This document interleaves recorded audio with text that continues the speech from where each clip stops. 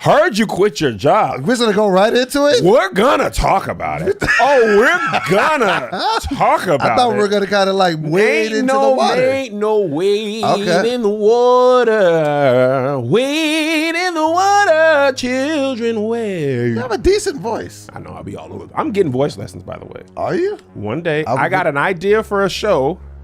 So voice lessons before a physical trainer. I don't know where you... Forget it. Self-love. What up? This is your boy, DoBoy. And Kev on stage. And you are tuned in to another installment of Righteous and Ratchet, the place where we talk about a myriad of things. Because we feel all of us really are a little bit righteous. And a little bit ratchet. New merch alert.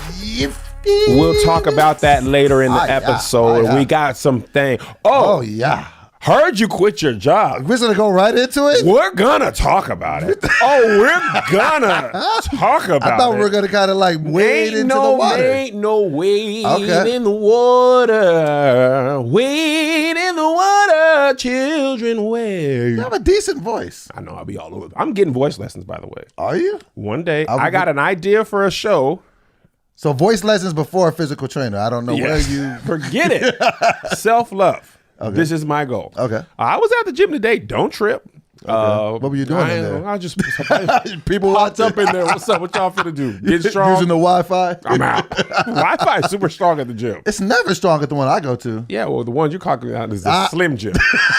You're at the gas station like, can I use the Wi-Fi? Sir, you didn't even pay for the jerky. Shut up. That's not the sound that I make. You're doing.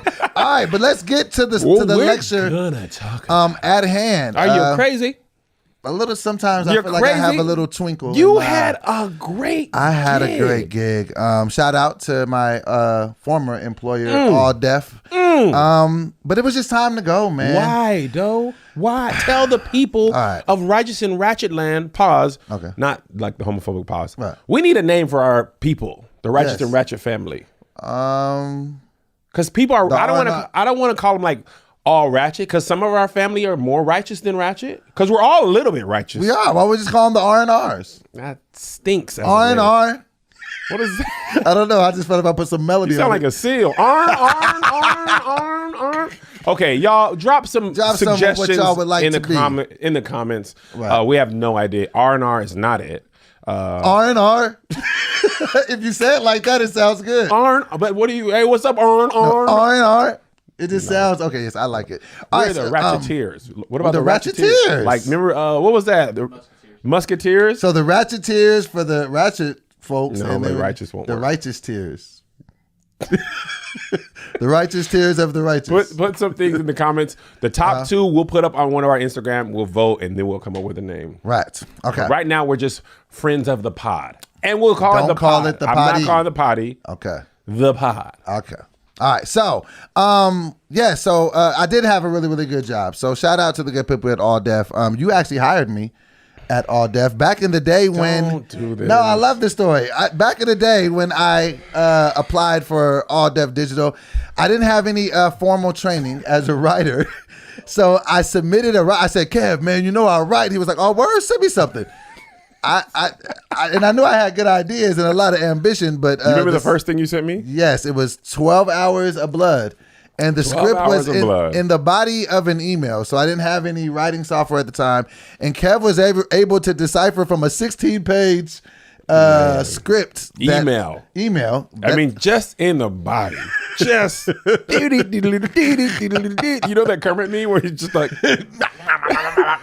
But I was like, first of all, I thought, because 12 Years a Slave had just come out, and I thought, this is funny. This is a parody, 12 Hours of Blood. And you said it was based on a true story. You tried to be a blood in Sacramento. It ain't accidental. Trapping in the rental. What was the next line? Snacks and missing mental. No, he had something. I'm from Sacramento, it ain't accidental. Come from Sacramento, it ain't accidental. Trapping in the rental. Never sentimental. Never sentimental. Trapping in the rental, never sentimental. Okay. So it was hilarious. And I was like, first of all, script writing software. He was like, what's that? What is that? So I was like, Final Draft, which was like $200. I didn't have that. So he ain't had $200. So I was like, what about Celtex? He was like, what's that? I thought that was the basketball team from Boston. So he wrote it on Celtex, and that's when we figured out it was 16 pages. The bottom of the email, I was just like, bro, first of all. Get your life together. Celtex, he put it in the body of the email, 16 pages for a script. Now, just for reference, most sketches that we air 3 to 5 pages. So I'm like, "Doe, this is great, but that's a short film." And we used to get so mad when you try to cut it down. Be like, "There's nothing I can really cut." So I'm like, "Doe, cut it down to like 5 pages and we can shoot it." He's like, "Bet, Kev, you'll have it in your email tomorrow." Emails me tomorrow, 11 pages. I said it cut it down to 5 pages. Kev, there's not a word, and I mean this. As an artist, not a word can be, not a punctuation can be removed from this bare bones that I have here. So we actually ended up, I think we ended up shooting about 8 minutes. It was maybe six to 8 minutes. It wasn't 16 minutes. Yeah. So, and it was hilarious. Don't you mean Bubbo? Oh yeah, with the sitcom ending. Yeah, so go check it out. Jahan's in it, Teddy's in it, Slink Young Johnson. Wayne, Slink. It was super funny. There's a lot of people in there. And you followed that up with Battle Raps Are Ridiculous. Yes. With you and Teddy. Me and Teddy Ray. And also very funny. I remember this actually true interesting story. I was gonna name drop who they were, but I'll leave the names for I'll tell you on another platform. Okay. 2 of the employees at All Def. So here's the let me back up. Here's the idea. DoBoy was loving battle raps, and they're like 30 minutes long. He was like, "Yo, but have you ever watched one?" I was like, "No, I don't really like consume battle rap content outside of 8 Mile." He's like, "Bro, they're like 30 minutes long." People in the comments like, "It's crazy." So I watched one, and he had a parody of one from the opening to the 2 rounds or whatever. But it was like super long. So it was like, again, 15 minutes. I was like, nobody's going to watch this. So he's like, but battle raps are 30 minutes. People consume them. Long story short, we made a very long video. We did. Put it up on the channel, right? 2 of the employees who were there before me went to Russell. Really? Behind my back. Really? Yes. And told him, this new creative head of content you have, he don't know funny. Check out this video. What they didn't know was Russell was like, Kev, come up here. Okay, this is when we're in Culver City and his office is up there. And I walk up there, he's like, bro, they think this is trash. Really? Yes. First time I'm hearing this story. In front of them. And I was like, oh, they do? They're like, I mean, not trash. I'm not necessarily. I say, I like it, actually. I didn't necessarily trash. Russell, why you trash in French is fire. So they were like, it's just a little long and this and that. And I was like, bro, but it was doing well. Right. And I stood by it. I was like, I think it's hilarious. Yes, it's a little long, but it's supposed to be.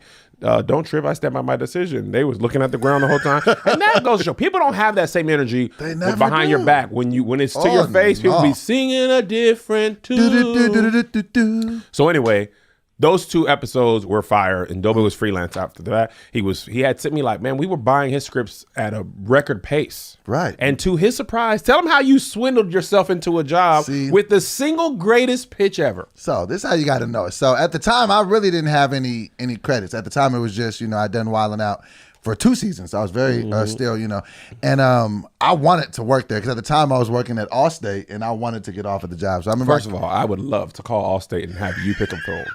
What were you doing at Allstate?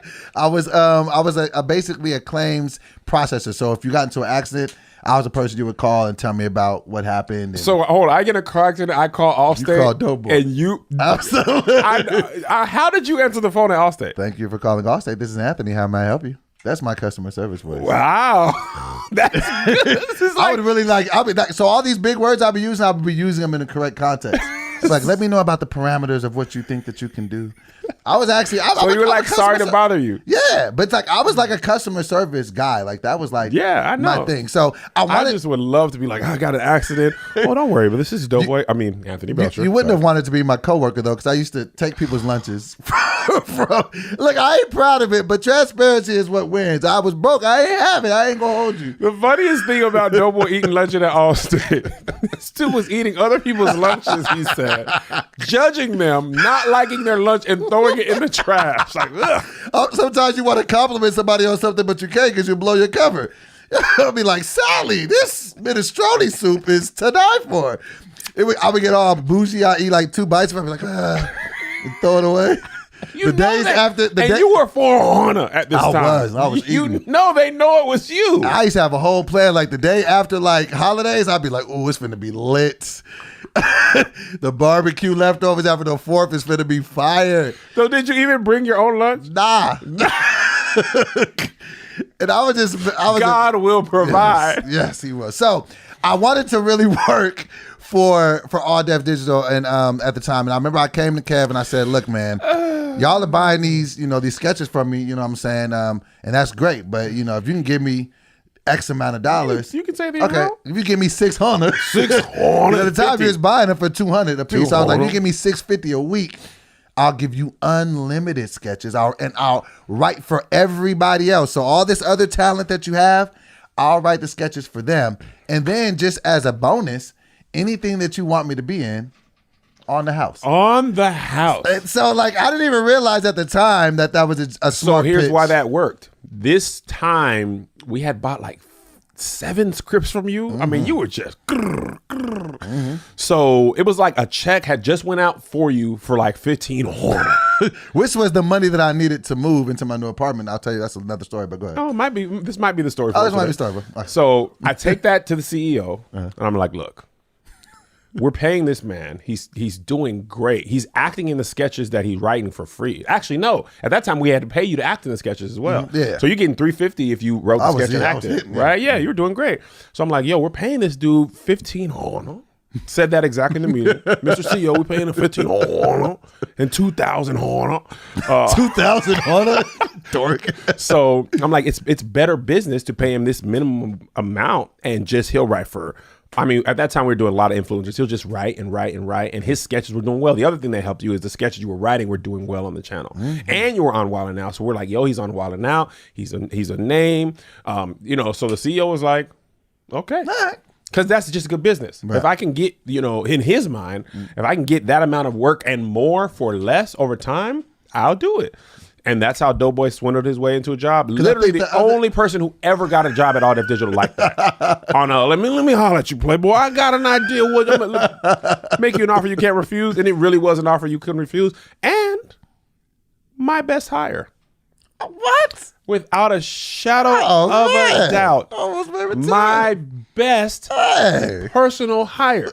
Megan to here were also good. But as far as like bang for your buck, hey, man. You have generated. I remember when DoBoy was going for a raise. This dude was, man, he had typed up everything he had ever written and the numbers that it did, and he was far and wide the most successful writer in All Def Digital history. Like the sketches he wrote series for people, for Mystic and Summerella. This stuff just did numbers, and numbers. For all the credit that I definitely appreciate, thank you. That made me feel really great.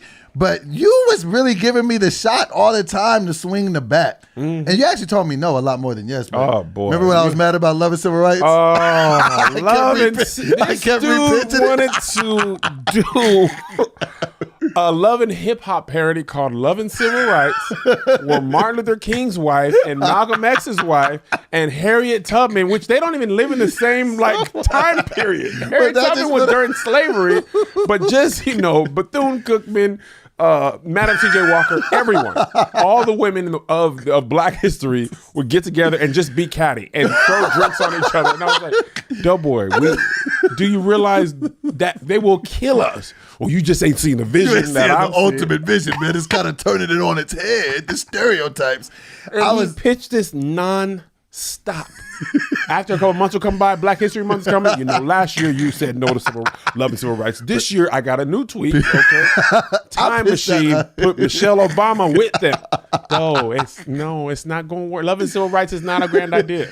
I thought it was lit. So with all that being said, it was the best thing for me over the past 4 years to have this job. It was really, really great. I was learning, to become an executive. Different things. Had a lot of wins. But then it just kind of came to the point recently where it was like, okay, now it's decision time. It was nothing. It wasn't a bitter mess up, a bitter breakup. It wasn't nothing. It was just like, now it's time for me to bet on myself. It's time for me, because like, like I said, I've been a part of really, really big franchises. I've been a part of Wild 'N Out. That's Nick Cannon's vision. Like, what I'm saying? I've been a part of All Def Digital. That's, different people's visions, and now I'm just like, I want something that I create or something that I'm very, very passionate about. I kind of want to bet on that. And that's scary. Like, it's a scary thing to do, to walk away, especially at this time in LA.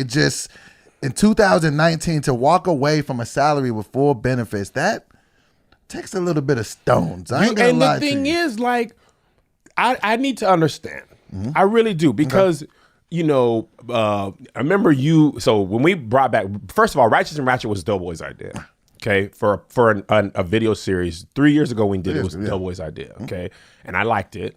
I just like a lot of your ideas. I'm realizing more than I don't like, but by far more than I don't like. Right. So Righteous and Ratchet was his idea, and we started doing it again after I quit ADD. Right. And DoBoy was just like, bro, I love this. It was just. But my thing is this, though. It was special from the first time. Once we did it, because when we first used to do it, it was more as a video series and like a spiritual conversation. And then when we kind of brought it washed back, in those. Yeah, you was never winning. Go look at some of the old ones. I was like 6-0. Yeah, you was. Yeah, it was knockout. Every episode you'd be like, I don't even know why I'm doing. My fans were so mad. Right.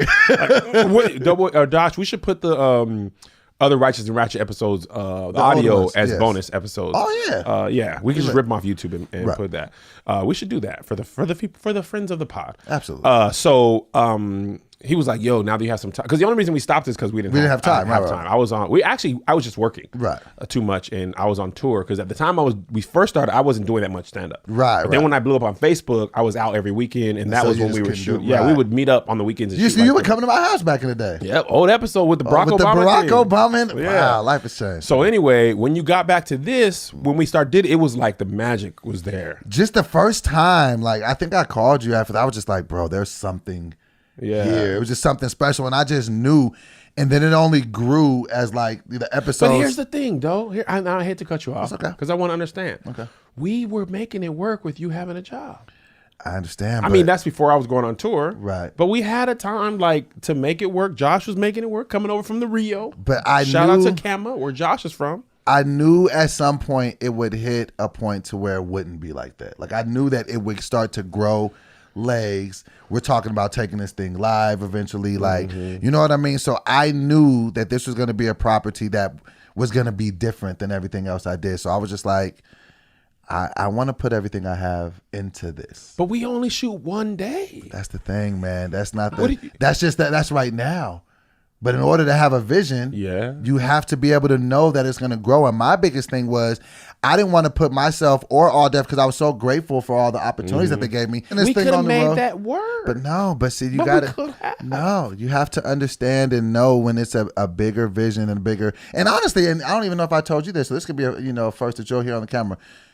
You really inspired me in watching what you did. I don't like it. No, I know you don't like it. So, but you're gonna listen to it. So that's the thing. That's the thing. So when everything happened back in the day and you walked away, like I was seeing you walk away, and I was just like, Kev, like what you gonna do? You're just like, man, I kind of got to bet on myself at this point. Like this is kind of where I'm at, and I got to just put everything into this. And then I seen you do it, like you and your wife, like you know what I'm saying. So I would just come over here just to hang with you and just see y'all just dead tired, you know what I'm saying, because you had been shipping out merchandise all night or just up, and it was just something about me, like I was just like, I want to do that, like I want to be able to bet on myself and then just to live like that, like you know what I mean. But you got direct deposit. Nah, man, exactly. Direct deposit be coming in your bank account as you sleeping. This is the best metaphor that I can give you.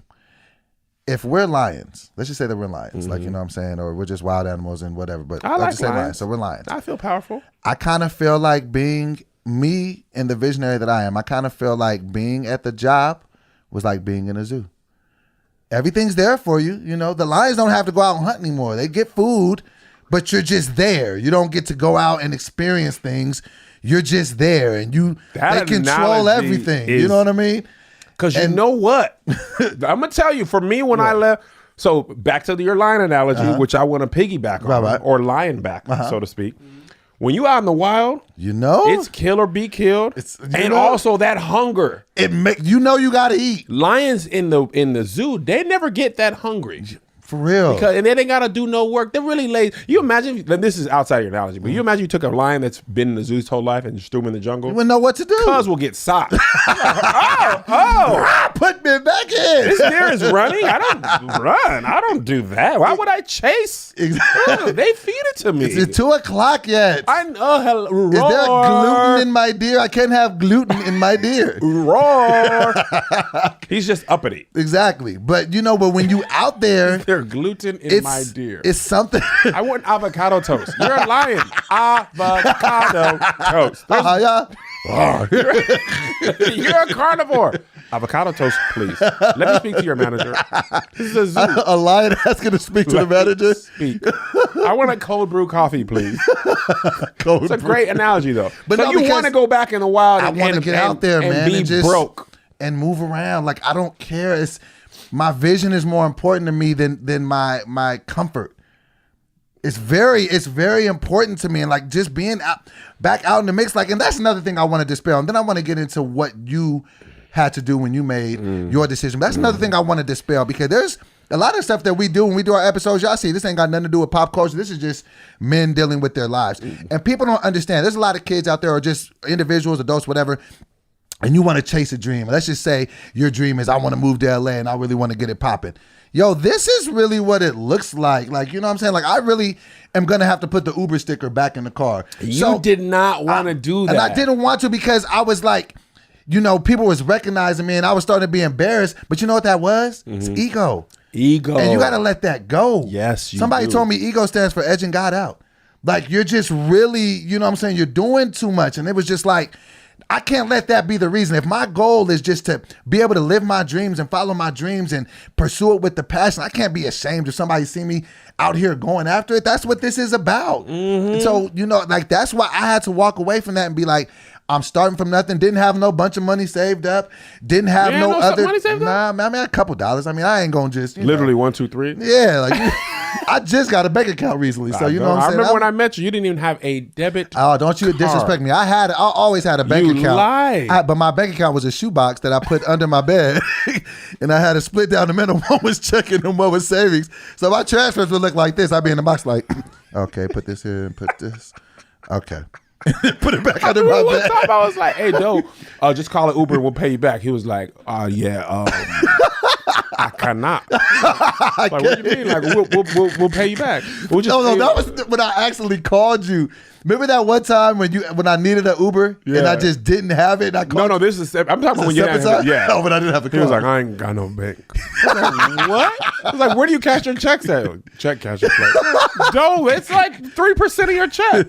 He was like, I gotta do it. We also had pro clubs there. I picked those up. He got a bank and fifths of Hennessy. I was drinking back then. He was like, I can't. I'm on check systems. Dude just went to the bank like, can I get a bank account? They were like, yes. He was like, really? Then the other time you talking about, he was like, yo, just call it Uber. And I was like, what added to your thing? He was like, no, man, something's wrong with my account. Something wrong with my Uber account. It's tripping. Yeah. You're like, okay. And I called it back when I was at Uber. I was like, man, I just didn't have the money. I don't want to put lies in between us. We're friends. I shouldn't be ashamed that I don't have the money to cover the Uber, but I don't. But thank you for covering it. But that's the thing that people don't understand. Like, if you really want to chase something, if you really want to go after it, it's going to be sacrifices. And this is me just making a sacrifice and saying, this is what I'm going to do. Fun story that I want to get into when you made this decision. This is another thing that I always give people this analogy, because this will tell you everything you need to know about DoBoy. I think I've told you this story. How I learned how to swim. This is always my analogy. And I always... First of all, go ahead. Tell the story. All right, so when I grew up in Sacramento, California. Back in the day, it was a different time. My parents didn't really have money for... And it was black and white, because we were so old. The world was black and white. Horse and carriage were in Sacramento. It was the gold rush years. So we're pining for gold. So this is my life back in the day. So my parents didn't, have a ton of money. So they used to send us to this place called Magnum Pool. Pay 50 cents to get in for the whole... I'm old. 50 cents. I am old. It cost one buffalo nickel and one piece of hardtack. We would take the horse to the tavern and draw water from the well. So, so we would go there. They would just leave us at the pool all day. Yeah. And that was basically our daycare. The thing is, we didn't know how to swim, and we didn't really have money for lessons. Wait, why would your parents send you to the pool if y'all I don't know, man. Go there and die. I don't care. I got to go to work is what I got to. You stay out the deep end. Let me tell you how my mind processed the world at a young age. So I remember being in the pool, and I remember seeing the people at the deep end. Colored only pool? No, it was a pool. So I remember, like, if you didn't know how to swim, you were in the shallow end. You kind of just kept your feet in the water. Chilling, the laughing. girls didn't get their hair. There was really no games being played. You can kind of walk around. That's all it was. And then I remember looking at the deep end, and people were just jumping off the diving board. The water looked bluer. It looked colder. It just looked like they were living a life. And I was just like, why can't I go over there and be a part of this? And it was just like, well, because you don't know how to swim, stupid. But I was like, but why do I know how to swim? Because it was like, because you're afraid. And I was like, well, I don't want to be afraid. So this is how my 7-year-old mind is processing. I'm like, I got to get over this fear. So I remember just going to the pool one day and my sister looking at me like, oh my God, like, Tony, what are you doing? Because everybody knew I had a little twinkle. I went to the 12 feet of the pool, looked at everybody, looked at the lifeguard, looked at my sister. Everybody knew that I could not swim. And I'm fat too. Looked at everybody and just whoosh, jumped in the pool. Didn't know how to swim, no nothing. Lifeguard has to come in, save me. What are you doing? You're crazy. I was just like, I just didn't want to be afraid. Long story short, I did this every day for the entire summer to the point where they had to like tell my mom, like, you got to tell him something. He's going to drown one of these days. Every time I would jump in, they would just come in and get me.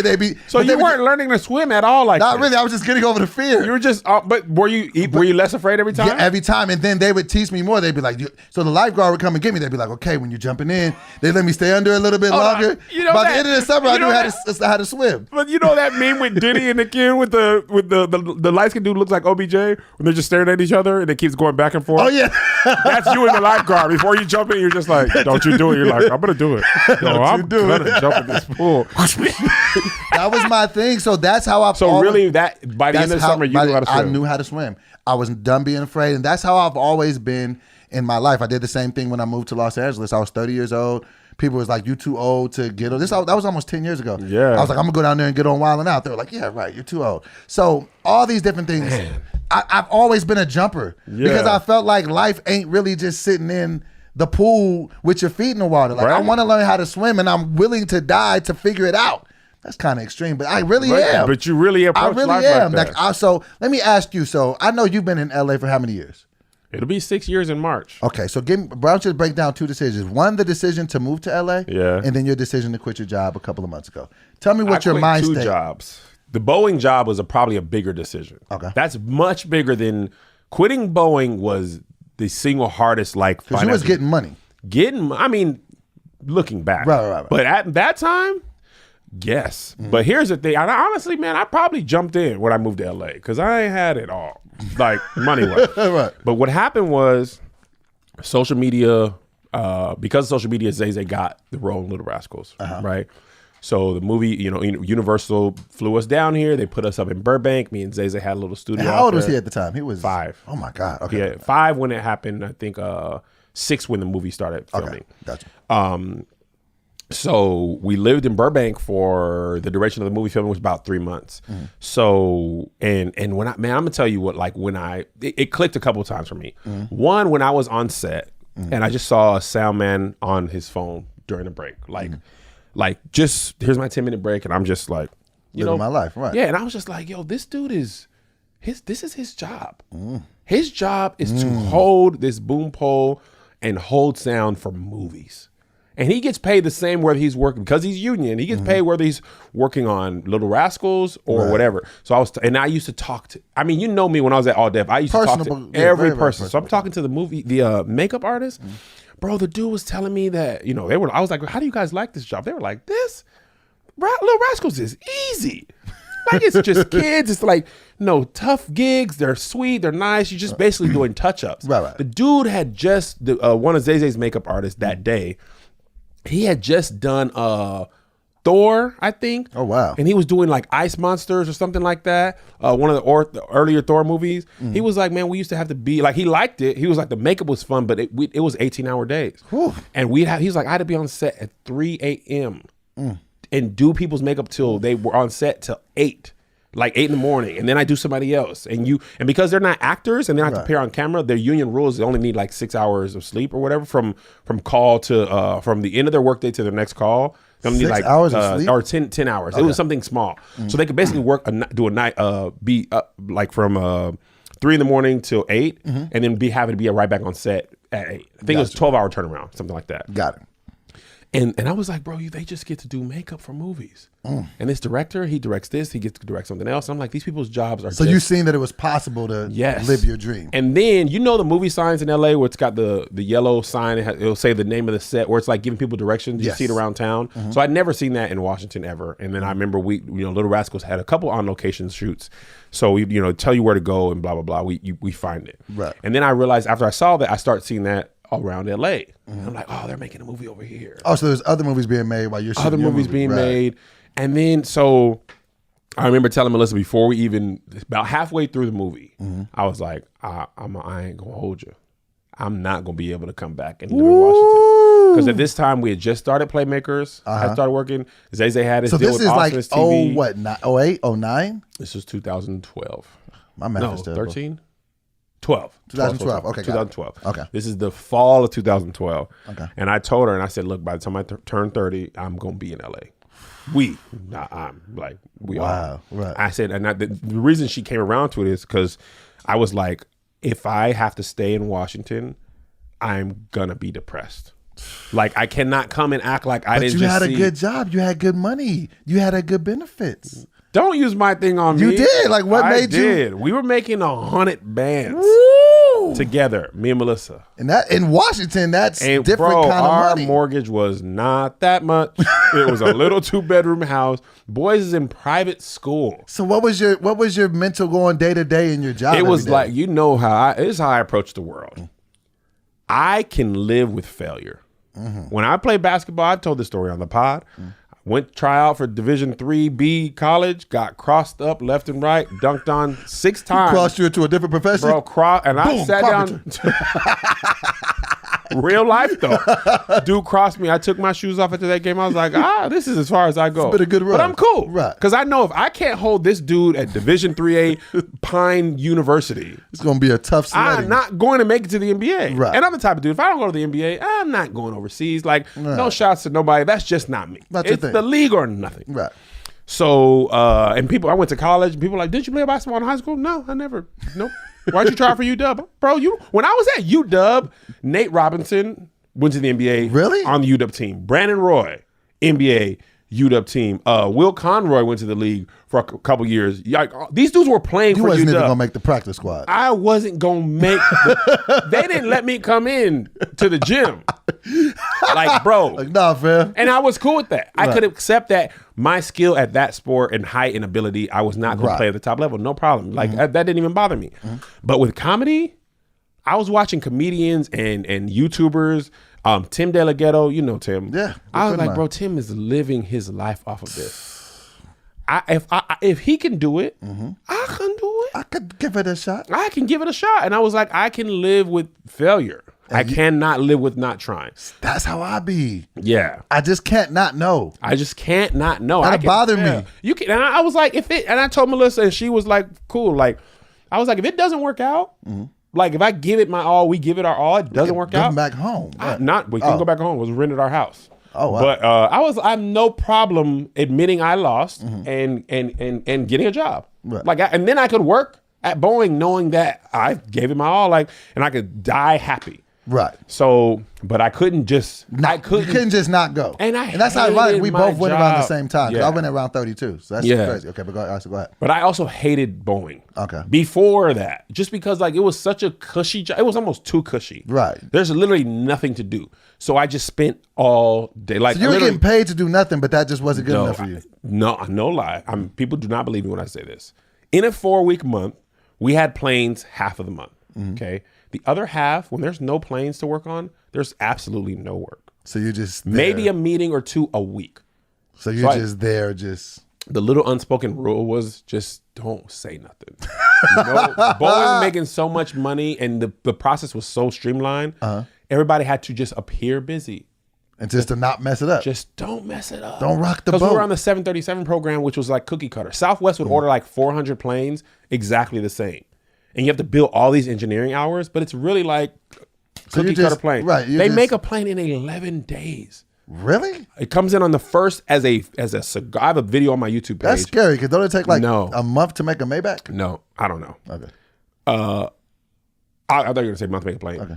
It comes in like the fuselage comes in like a cigar tube, hollow, empty. Okay, on February 1st, February 12th, they pull it out the back and fly, and it's good to go. Really? Wings, paint, 11 business days. Now they work on that plane 3 shifts, 24 hours a day, every single day. Wow. But when they come, like they don't even have the wings for it until the day they need wings. Like that's how streamlined Boeing was. They did what's called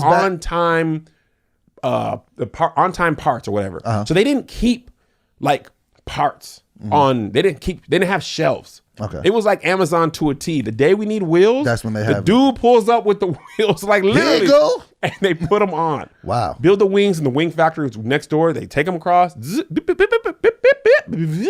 it was your job just to facilitate all of these. I'm a scheduler. Okay. Let me tell y'all how easy this job was. Literally, imagine you order a car online. Toyota Camry, right? Got it. You say, okay, this is Anthony Belcher. I've got $30,000 to spend. I want black with tinted windows. I want AC, CD player. All the amenities. These are my personal amenities, right?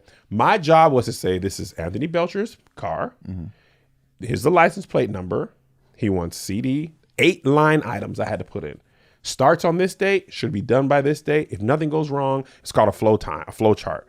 If nothing goes wrong, it should take 3 days to do the wing. Now, mind you, all that stuff is done, pre-built. Wow. Literally, I type in Anthony Belcher, and they just Toyota Camry, 30 minutes per plane to fill in this information. Basically, glorified data entry. I'd have 8 planes a month. So on 2 weeks, I'd have about 2 hours worth of legit work to do a day. But that just wasn't enough for you. So I had 160 other hours to do absolutely nothing. And what were you doing in those 160 hours? Watching YouTube. And you were just like, everybody's in the game except for me. I watched every video, every Spoken Reasons, Tim, Issa Rae, Awesomeness TV, Epic Mealtime, Epic Rap Battles. I mean, every viral video, every creator. I just consuming like, how does this work? How do they do this? How do you do sketches? How do you edit? How do you do this? I mean, I tried to convince Boeing people to give me the Mac laptop because the design team had those so I could edit. Because we had Dells and there's no editing software, and I knew Apple's came with because I had Apple. So I was like, if I could just get on the design team, I could edit that work. Long story short, I just couldn't sit there. I feel like my life was wasting away. Right. I'm just like, bro. I felt like that too because I was at Wells Fargo before I moved to LA, and I just remember just going on a break and being gone for 17 minutes instead of 15, and them just like being so angry with me, and I was just like, I don't like this. Like and that's no knock to anybody that does the job. It's just for me personally, it just wasn't gonna work. I was like, I want to go chase my dreams and do something else. I would live for the moment where I could get home and shoot a video. I would go in my car. That's back when you were spending money to do content. Yeah, on you in Boeing, I would go back in my car, dark, put the camera in the thing, shoot the video, edit it on my break, and post it, and go back to work and like watch it get 117 views and been like, it hit 100. Let's go. That's crazy. I remember like YouTube partner. When I first got accepted to the YouTube partner program, I was like, couldn't tell you nothing. Well, see ya. So then fast forward. So then you go to LA. You go to LA, do little rascals, and I'm just like, I'm bit. Right. I'm just like, Liz, I cannot. And she knew it from the jump. She was like, she knows you well. I shouldn't have let you do that movie. And she was like, all right, bet. We'll make a plan. You know, we made our plan or whatever. But that first Friday that direct deposit didn't come. Ooh, you feel it. You talk about. I looked at the bank on Thursday night and looked at it on Friday morning like, oh, so y'all just ain't going to pay me, huh? That's how y'all feel? After all these years, just because I don't come to work for 2 weeks. That's how you feel, Boeing? Y'all ain't going to pay your boy. Cool. Right. But I was a lion out here like, I'm going to get it. Watch me work. And since that moment, And that's for ADD was a lot different when I left. Right. So take me to that one. So then now ADD, you're head of content at a digital media company doing very well. You're making good money. But now, you know what it is though? It just clicked. What's that? When I went on tour, it was that same click. It, right? You seen I was that. just like, I can do this. I like it. I can feed my family doing this. And that even indirectly hit me because you remember we used to talk all the time. We was working out at the time and you was talking about doing it. So for me, just being your friend, like, you know how they say the iron sharpens iron, like I'm seeing you talk about putting together a tour, then you go on a tour, sell it out. You were trying to come at I was like, man, I'm going to come, but you did it. But I was drinking all the time. You were drunk. Yeah, I needed to figure out my life. You did. I remember there were some nights you had a bender. Oh, yeah. We was on the treadmill next to each other. Like, I was like, woo. Hello. What were you doing last night? I'd be like champagne and Hennessy. Pure Hennessy coming out the pores. But so you were still there. I was still always, pushing for it. But, I just want to be clear about what happened with ADD. Yeah. ADD was literally there's only a certain amount of time in the day. Yeah. I can be a good family man, husband, father. I can go on tour, and I can work a full-time job. Those things, only two of those. Right. Of those three things, only two could work. And the bottom line is, when I started ADD, I knew I would not work there forever. Right. But it's always tough. It's always... I told Russell when I first met him, I said, man, I did not come here to work for nobody. Right. And I was like, because my thing is like, I couldn't be him or Diddy or anybody if I worked for them the whole time. Now, Diddy started with L.A. Reid and whatever. And, like Shonda Rhimes was Will Smith's intern at one point. Really? Yes. Wow. But eventually, and often before it looks like you should, you got to jump and do your thing. You got to jump and that's just where I kind of feel like I'm at right now, man. I feel like it's. But you're more like you when you first moved to LA. Yeah, this is almost like the second time you had to. This is the big. This is the big one because it's just like there's no guarantees in this, and it's like and this could. Me and you have talked like I've been texting. I was like, man, this could either go down as one of my best or worst decisions, depending on how I play it.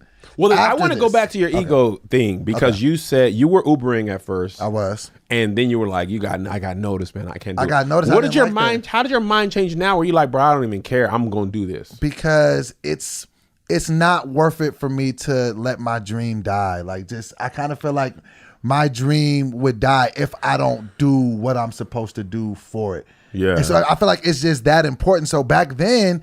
Yeah, like my ego, like, this is around the time, I'm, dropping weight. I'm making the best money. Yeah. And so when I got noticed, like, it was just such a hit to my ego. I was like, I'm dope. I really said to myself, I'm dope, boy. I can't be out here driving no Uber.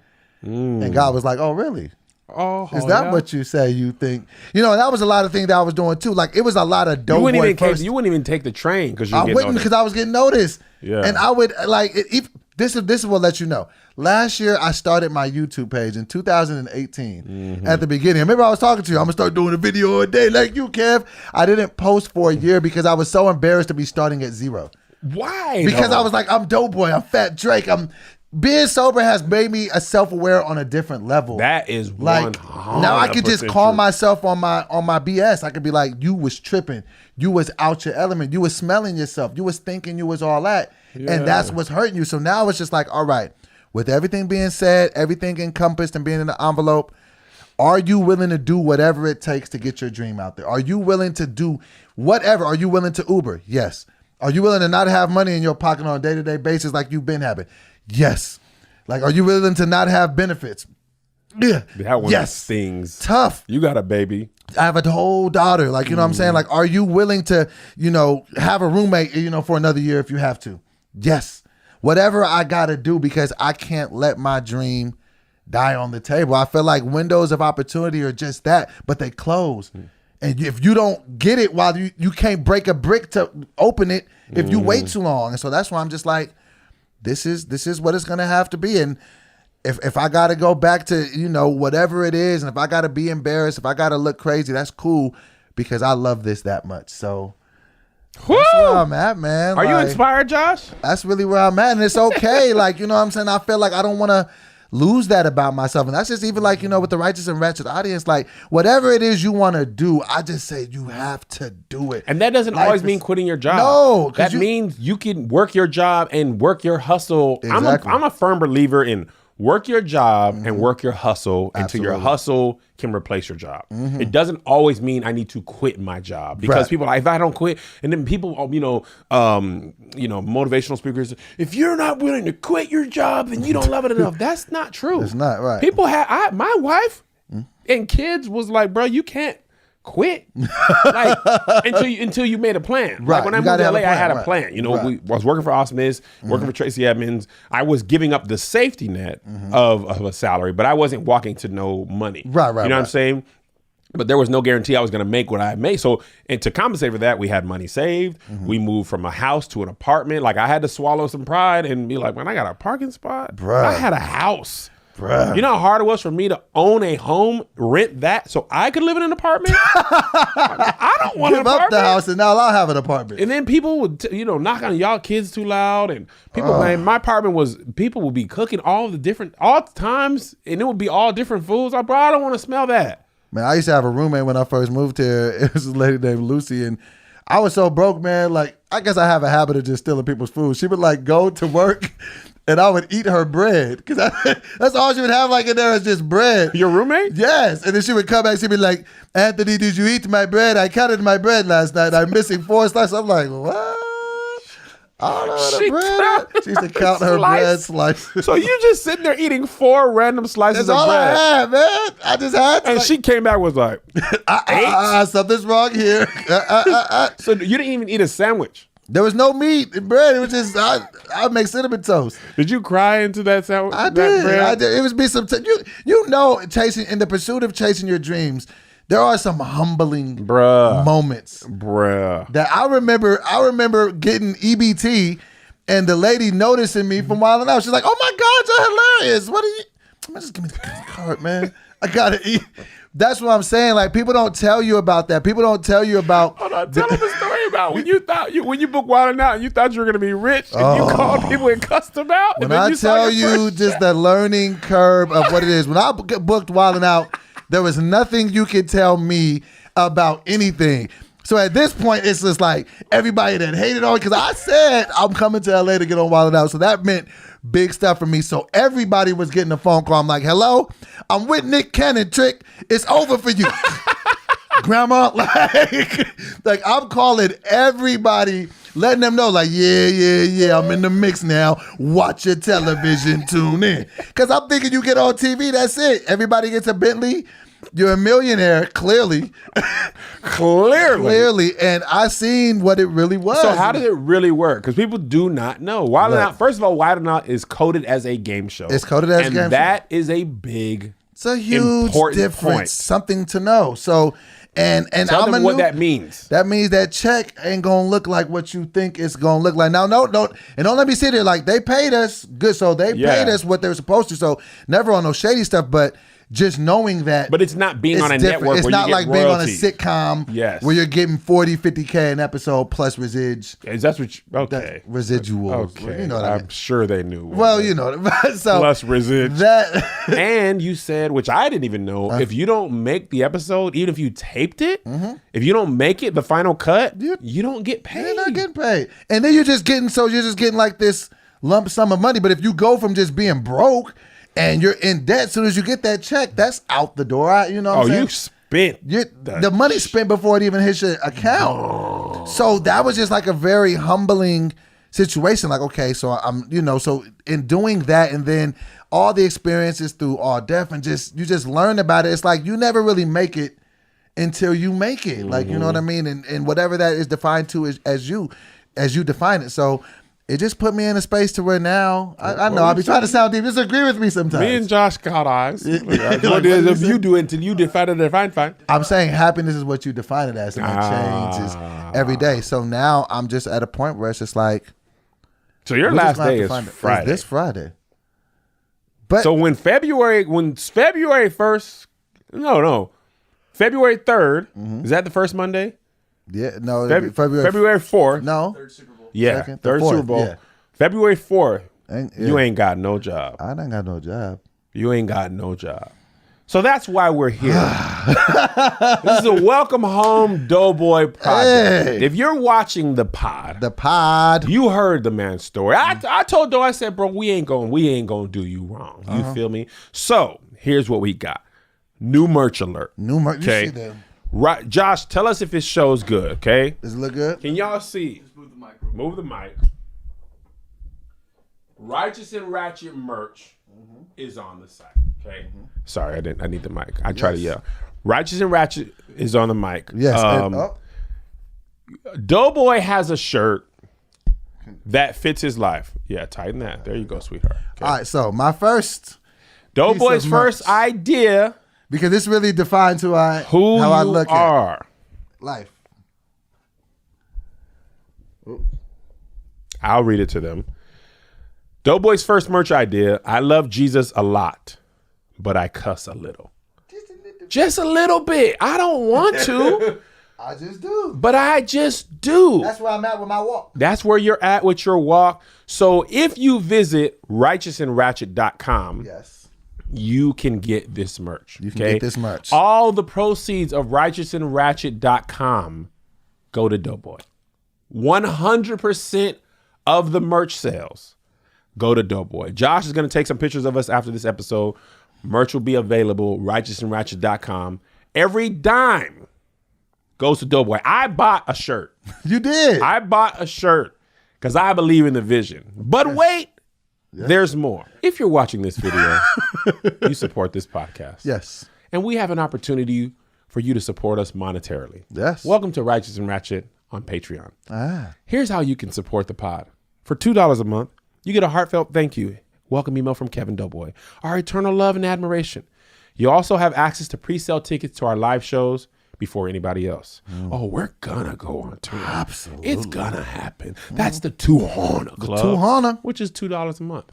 For $5 a month, you can be in the 5 Horner Club. You say it like this tier receives a handwritten thank you from DoBoy and Kev, along with a Righteous and Ratchet sticker of this logo or the podcast logo. This tier also receives the first chance to purchase live tickets to Righteous and Ratchet live show, because you know they do sell out. Yeah. And there's going to be smaller venues because we got to see how it's going to do. Yeah. So test the waters. You test the waters. Okay? 10 Horner Club. I don't even know if that's a word, but 10 Horner is a club. Everything in the previous tiers. And DoBoy will send you a freestyle. Yes. For you and a friend. That could be a happy birthday freestyle. Happy birthday freestyle. Thank you freestyle. Whatever. You tell him, he will send the bars. How many bars will they get, Doe? 8 bars. 8 bars, which I don't know how to count rap bars, but you're going to get it. Yes. And if you really love us, you can get the 25 Horner Club for $25 a month. And I know that's a lot. So I expect you to only get it if you really got love for the pod. You get everything in the previous tiers.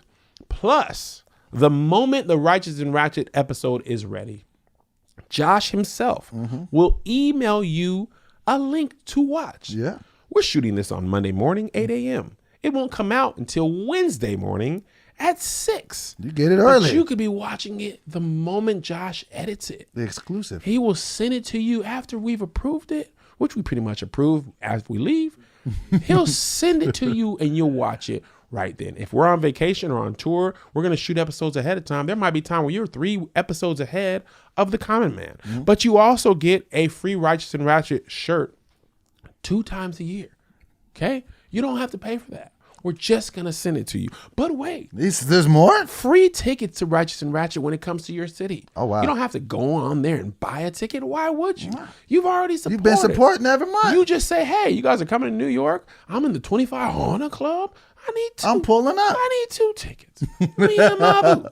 2 tickets are done. I will personally put your name on the list. You get 2 tickets. VIP. You come in and you got it.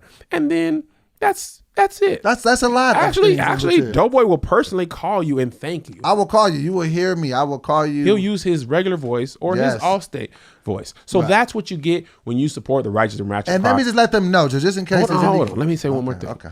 I know everybody doesn't have $25 a month to get it. I get that. We don't even need that. We just need if a lot of y'all do the $2 club.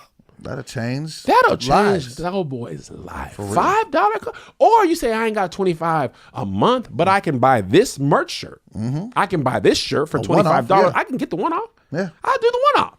Everything's going to DoBoy's gonna mail it to you. We gonna set up all the money for righteousandratchet.com goes to DoBoy. No cap. He came home from prison. We set him up on the street. He don't want to go back and sell drugs. He don't want to. He don't want to sell drugs in the community. Nah. You know who you are? You're Cuddy from The Wire. Remember Cuddy? He was like, I don't want to do that no more. We help you get the gym. Yeah. You just want to help the kids. Everybody chips in. This is how we build. And it's $2, $5. If you only got that, we're grateful and thankful. And if you don't have a dime, just dude, there's one of two things you can do: share videos, spread the word. But I also have my own YouTube. I am DoBoy TV. That's it. I am DoBoy TV. I would love it if we just have a push and I just get a whole bunch of subscribers after this episode. That would absolutely help me. And then because you get all the money for that too. Absolutely. I just want to be clear though on what this means. This means that now, because I am the producer of Righteous and Ratchet, are. So I can make sure this starts to look better, that we start to have more innovative, dope ideas. Or we can shoot more episodes. More bonus content. All that good could stuff. be available for you. And you could write. We're working on movies. Yeah. Web series. DoBoy's going to be doing his other stuff. He's going to be writing movies that you'll see me, him, the crew star in. He has time now to write them. And we're gonna make it. We're gonna get it lit. Man, thank you so much. I love you. I love you too. Now let's end with the fun stuff. So it's time for the wrap up. This was a good one, man. You had a great episode last time. I've got 7 words. I can't remember how are we supposed to do it this time. First, you say the words so the people at home can hear them, and they couldn't really see them. And we'll figure out. I don't think I'm gonna be able to wait for them to see them. Okay. I think when you say it, you're gonna. They'll know. Okay, so say the words. So I'm gonna say the first word. Here's the card that I'm not going to use. I'm just making sure this is how we work. Okay. So you start rapping, I go lips, and then you go. No. You're going to say all the words at once. Remember, because that was the messed up part, the handoff. That's what it was. So you're going to say all the words at once. Got it. And then I'll do them one at a time. Okay, here we go. Today's Righteous and Ratchet wrap up. DoBoy's 7 words. I'm so excited. I don't have a job anymore. All right. This is a tough one. Okay. 1, 2, 3, 4, 5, 6, 7. Okay. 7 words. Divine appointment. Okay. These are randomly picked. Okay. The 7 words for today are mansion. Veins. Peace. Plane. Puppy. Respect. And kitchen. All right.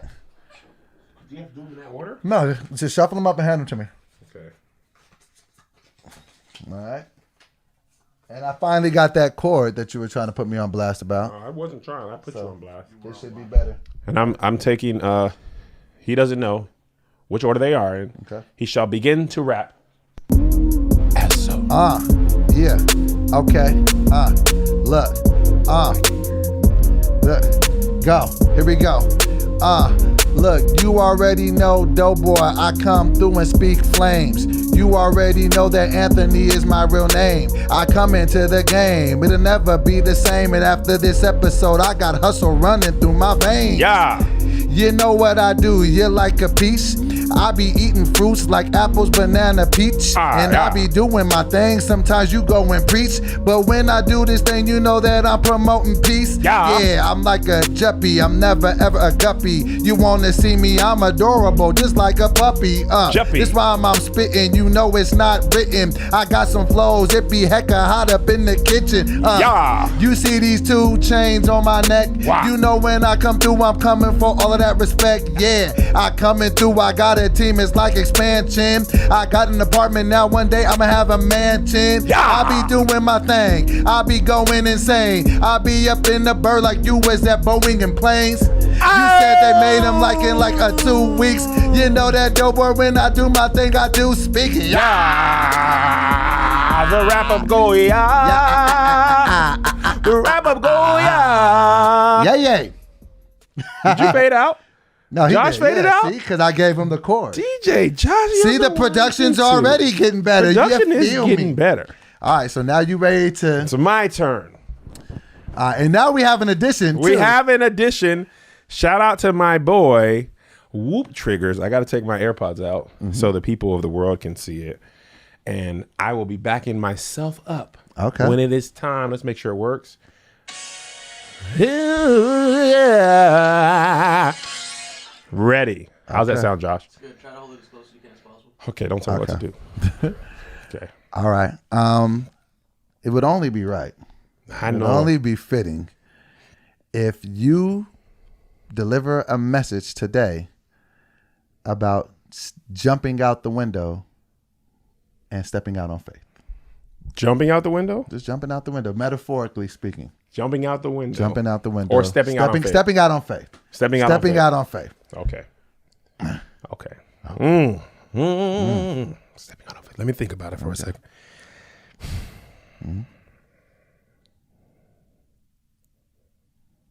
Okay. This is a tougher one. Wait, let me switch it. Can I switch it? Right. I had a better idea. I just had it. But go ahead, switch it. Okay. Switch it. Okay. I want you to preach a message today on betting on yourself. Okay. That's even better. Okay. Yeah. Betting on yourself. Okay. Come on here, Father God. I love you. Father God, I trust you and I thank you. Come on here. Now listen. Sometimes in your life, you're afraid. Huh?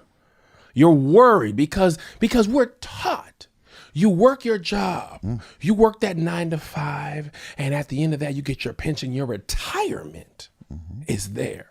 Okay, now what you don't know, that you might as well bet on yourself. Why? Because somebody's already betting on you. See, what you don't know about your pension is that it goes into a hedge fund and someone is playing the stock market with your money. How dare you bet on me when I can bet on me? And when I bet on me, I'm going all in. I'm pushing my chips before the river. I'm pushing my chips before the turn because I know that God is a royal flush. Oh, the Bible says we are a royal priesthood, a chosen generation. See, the thing you don't understand is the reason you better bet on yourself is because the game is already won. When you have God on your side, it's predetermined. In the end, we win. How could you bet on a game that you did not know the outcome? Why would you not bet when God has already designed the outcome? I don't think you know. It was predestined. When you were in the womb, he knew you. He knew what he had for you. For the Bible says, I know I have the plans. Come on in here. I know the plans I have for you. Plans to give you a hope and a future. Plans to prosper you and not to fail you. God already planning your victory. All he needs you to do is push your chips in.